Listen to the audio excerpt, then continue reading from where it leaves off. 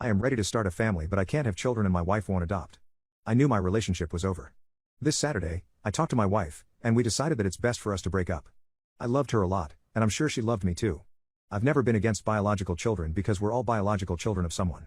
However, I've always been against spending money to have biological children.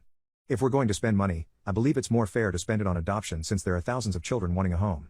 This isn't a new position of mine, but for some reason, in these 9 years of our relationship, my ex-wife and I never discussed this. When I found out I couldn't have children naturally, I told my wife that I wanted to adopt. She then mentioned there were methods for us to still have biological children, mainly in vitro fertilization. So I explained my stance on the matter to her. She even had consultations on her own, tried to convince me, until she came to the conclusion that artificial insemination would be the best option since being biologically related wasn't as important to me, and the costs would be much lower. That's when our discussion on the topic escalated. She saw that I wouldn't budge, so she started saying extremely negative things about children who are up for adoption. She said things like these children are problematic, which is why their biological parents don't want them, that these problems can't be solved with love, care, and psychological support, and that most of these children will end up substance users or simply have no future.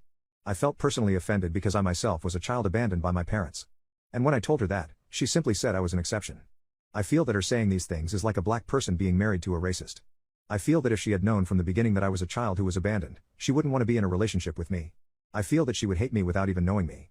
Furthermore, she has the right to be a biological mother, and I was taking that right away from her, which was also extremely unfair of me. For these reasons, I ended our relationship. Edit, I just found out that my wife had been cheating on me ever since she found out how much I wanted to adopt. Her plan was to tell me that by some miracle I have impregnated her. The person behind this was my cousin, who told me about this once I broke the news of the breakup to him.